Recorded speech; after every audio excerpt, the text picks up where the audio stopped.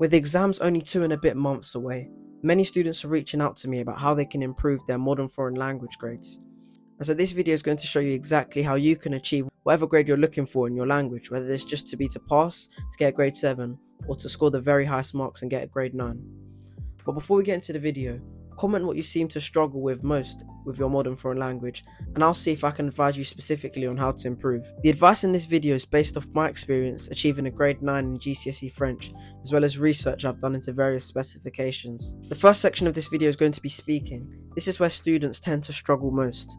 Your exam will generally consist of a 10 to 12 minute conversation, which includes 3 parts: a general conversation, a role play, and a picture description, as well as 12 minutes to prepare. The exam will usually last between 10 to 12 minutes. However, if you're foundation, this might be slightly shorter at 7 to 9 minutes. The best advice I can give for speaking is to find a question booklet of all the different questions that can be asked in your exam and create a pre-planned answer for all of them.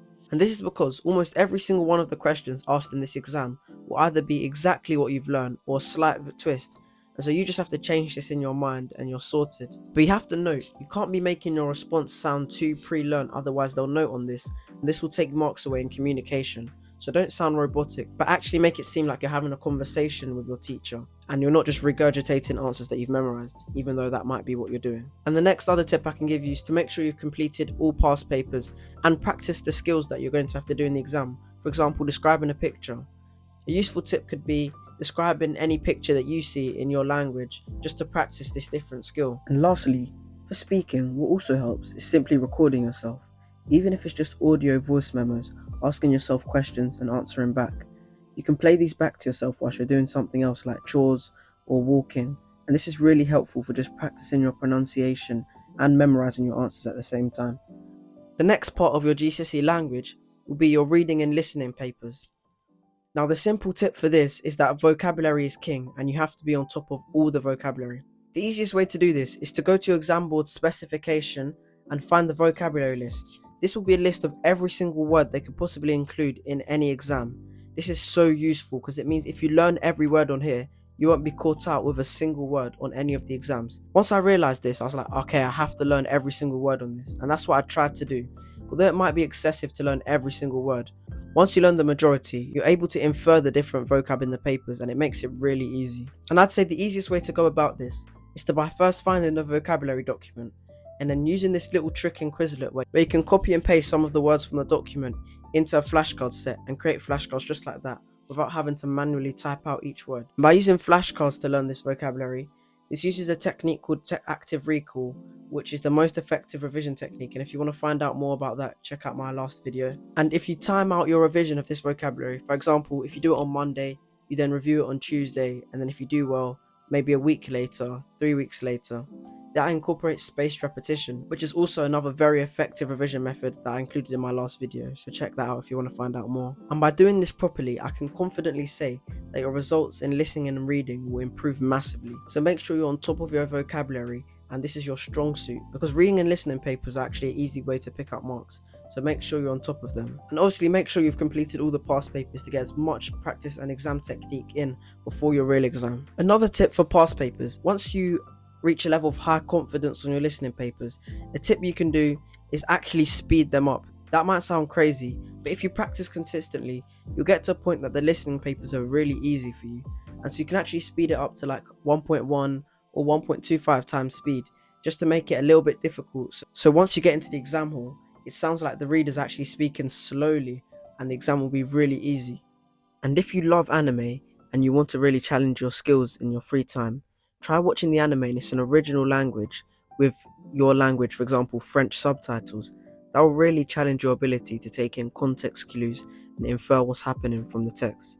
So try that out if you think you're good enough. And the most important tip for reading and listening that I got from my friend who only dropped 5 marks on the whole of GCSE French in year 9 is to really immerse yourself in the subject.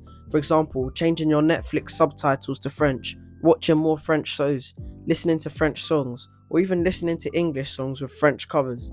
This all helps with immersing yourself in the language. You'll be surprised how quickly you can pick something up when you're completely surrounded by it.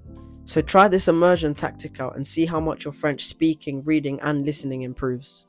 And the last part of this video will be the writing section, which I think was arguably my strongest point when I did my GCSE French in Year 9. And I say the most important tip for this is to create an answer for each response in the question booklet. You should be given a question booklet for either your speaking and writing, and I'd say you need to create high level responses for each of the questions in there. By high level, I'm talking about including these complex techniques that not many students are going to do. For French, this was like the comparative technique, idioms, the subjunctive tense. These are things that not all students are going to do. They're going to set you apart in your writing, and the examiner is going to recognize this and know to give you a high grade because you've done your extra research. And because I did French, here are some examples of idioms that you can use to take your writing answers to the next level. And also, don't mind my pronunciation, I did the exam about 3 years ago.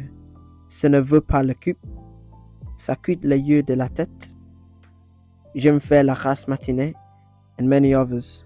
Make sure to try and incorporate these in your answers to really get those top grades.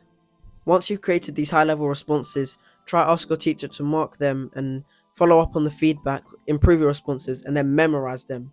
Make sure you have all your answers memorized, because in the exam, this will mean you're not only versatile and you can adapt to any question they give you, but if you are lucky enough to get a question that you've memorized, you can simply regurgitate it on the page. You'll have it memorized with no mistakes, and you'll be able to, and because it's high level and you've had it checked by your teacher, it makes it very easy to secure the top grades. Also, another website I think is very useful for writing and improving your tenses is the Language Gym.